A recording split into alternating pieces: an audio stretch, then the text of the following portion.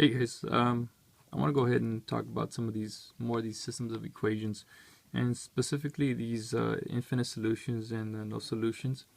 So we have this example right here. Now, one of the first things I want to kind of show you guys now is that you see how I have a 9x, a 12, and a negative 27. Well, a lot of times what you can do is you can actually make these guys smaller and work with smaller numbers. So the first thing I'm going to do here with the top equation is I'm actually going to make it smaller. Okay, so this guy here on the top, I'm going to go ahead and divide everything, okay, by 3 so I can make it smaller. So when I go ahead and do that, so 9 divided by 3, that's going to give me 3. And then I have 12 divided by 3, that's going to give me 4. And then I have 27 divided by 3, and that's going to give me actually a negative 9. Okay, it's the same thing as fractions. You know, like for example, if you have, let's say 4 over 8, well, that is the same thing as, you know, divide by 4, divide by 4. Well, that's the same thing as 1/2. And 1/2 is a lot easier to work with than 4/8. Okay, now that I have this guy, that makes my job a lot easier. So now this guy in the bottom, I'm just going to go ahead and move him over here. So now I have negative 3x minus 4y is equal to positive 10. Okay, and I notice right away that this guy's going to cancel out. Okay, and then actually this guy also cancels out. So, okay, what happens now? Now, a lot of students, they put like 0x or 0y. You don't need to do that. It just disappears. There's nothing here. So what do you put? Well, you can just put a 0. Okay, on the right side, you have negative 9 and positive 10. Well, that's going to give you a 1. Well, that's all you have. You have this relationship here. And what this is telling you is that 0 equals to 1. Well, that's not true. Okay, that's false. So what's the answer? What does that mean? This is never true. So the answer is no solution, because the left side does not equal the right side. Okay, and that's pretty much it. That's all you have to do. Let's go ahead and take a look at another one. Same thing here with number 2. Let's see, can I simplify? You see, you have a lot of big numbers here. I have a 6, a 2, and a 4. So technically, I can divide this guy here. Okay, I can divide them also by 2. But you know what? I'm also looking at, let's see, this guy is really big right here. So how about, because I'm already seeing something here, I'm going to actually divide the bottom equation. I'm going to divide that one first. I'm going to divide them by 6. Okay, so 36 divided by 6 is going to give me 6x. 12 divided by 6, that's going to give me the 2y. And then negative 24 divided by 6, that's actually going to give me, what is that? Negative 4. Okay.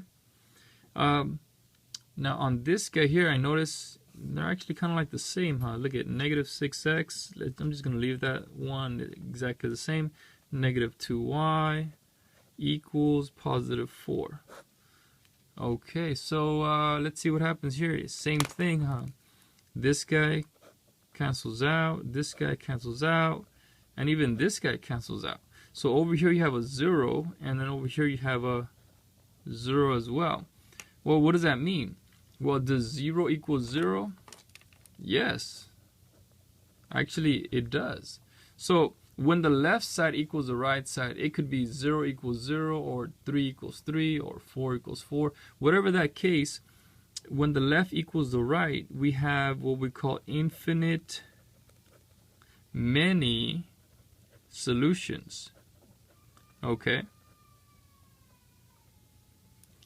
And so what that means, guys, is that these lines are actually on top of each other. So let me show you what that looks like. Normally we have two lines that intersect, but if you guys have this line right here, what's going to happen? Well, you have this line on top of the other line, just like so.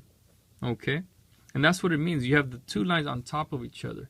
Now let me show you on this guy over here. You know how it's no solution? Well, if you have two lines, okay, and you're graphing two lines, No solution means they don't intersect. Okay, because normally, remember, we have a line here and a line here. They cross, they intersect. You're trying to find that point. When you have no solution, okay, well, what does that mean? Well, no solution means they don't intersect. So what type of lines don't intersect? Yeah, parallel lines. So what happens? These guys are actually parallel lines because they never intersect. All right, let's look at a couple of more. Kind of may want to do some difficult ones. You notice threw in some fractions here. What do I have to do? Well, let's simplify before we do the math. So I want to get rid of this fraction. So I'm going to multiply everything by 11. The whole thing by 11. Okay. Now if you want to put 11 over 1, that's perfectly fine. 11 times 0, well, that's going to give you 0. 11 times negative y, well, that's negative 11y. Now over here, 11 on the top, and then these 11s on the bottom. So that's going to cancel out right here. Okay? 11 on the top, 11 on the bottom. Those guys cancel out. You're left with 26. Okay? And that's it right there. And then minus 11 on the top, 11 on the bottom. So that cancels out. You're going to be left with a negative 12x. Now, if you want to multiply it out, you could. You can do 11 times 12. Well, that's 132. 1 times 11, that's 11. 132 divided by 11, guess what? 12. But hopefully you start to see that when you have 11 on the top, 11 on the bottom, those guys cancel out. You're just left with a 12. So, let me move it here. This is a lot easier to work with. My fractions are gone.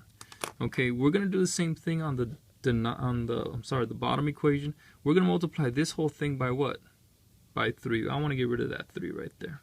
So we're going to do 3 over 1. And we do the exact same thing. So 3 times 0 is 0. 3 times negative 3 is negative 9y. Plus, if you notice, the 3's are going to cancel out. Okay, and that's going to leave me with a 13. All right, minus, the 3's cancel out again. You're left with 11. All right, now this is kind of still weird for me to work with. I'm not used to seeing it this way. So I'm going to go ahead and rearrange it. Okay, notice how it's written always. We have the x, then the y, and then equals the constant. So that's what I'm going to go ahead and do just because it's easier for me to work with. Okay, so let's say negative 12x right here. Okay, I'm going to take this guy over here. I'm going to take the negative 11 over here. So that's going to give me, let's see, let's do it over here. 12x. Negative 12x becomes a positive. Negative 11y becomes a positive 11y. Then you have your equals. I'm going to leave the 26 where it's at. What about this guy? Same thing. Negative 11x, take them across, becomes a positive 11x. The negative 9y, take them across, becomes a positive 9y. And then you have a 13 right here. Okay. Now I have that guy right there. Now, let's see. Can I simplify anything? It looks like I can't. Okay. So I'm just going to have to do the work. See, 12, 11. Nope, nothing. All right. So what can I multiply? Okay. And it looks like I'm going to have to multiply both equations. So what I'm going to go ahead and do is multiply the top by, looks like either way I can probably use 9. And then what about the bottom? Well, I need to cancel it out. So I can probably multiply by 11. But I want 1 to be negative, so it's going to be negative 11. So I'm going to cancel out these guys right here, these y's. All right. Now this might get kind of messy, and that's okay. All right. So 9 times 12, 108. 9 times 11, that's 99. 9 times 26, that's 180 and 54. 180 and 54, that's 234 if I'm not mistaken. Okay. All right. And then over here, let me make some room here. 11, 11, well, that's negative 121x. And that's going to give me negative 99y. And negative 11 times 9. And that's good because this cancels out here. And 11 times 13, that should be negative 143. And sorry, I didn't mean to make this one that long, but sometimes they turn out that way. Cancels out. So 108 minus 121, that should be, what is that, negative 13? Negative 13x. And then 234 minus 143, let's see, 4 minus 3 is 1. 23 minus 4, what's that, 91? Yep, looks like it's 9. And then when we divide, how many times is 13 going to 91? 7, 5, 67, what's that, 7? 70 and 21, yep. So the answer is negative 7. And boy, that was a long process, wasn't it? Well, now that I have x equals 7, negative 7, you can just go ahead and use one of these two to go ahead and plug it in. So let's go ahead and find out. Which one should I use? Use a smaller one always. I'm probably going to use this guy right here. So let's go ahead and use 11 times negative 7 plus 9y equals 13. So this becomes negative 77 plus 9y equals 13. Now I just got to solve it. Bring this guy across. Negative 77 becomes a positive 77. So now we have 9y is equal to 7, 8, what is that, 90? Y is equal to 10. So this guy has a solution of negative 7 comma 10. And boy, that one was a pain in the butt, wasn't it? But that's how it is. These are college type problems that I like. Your professor is going to expect you to know stuff like this, and just good practice. So these are the higher order questions. Let's see if we can do one more.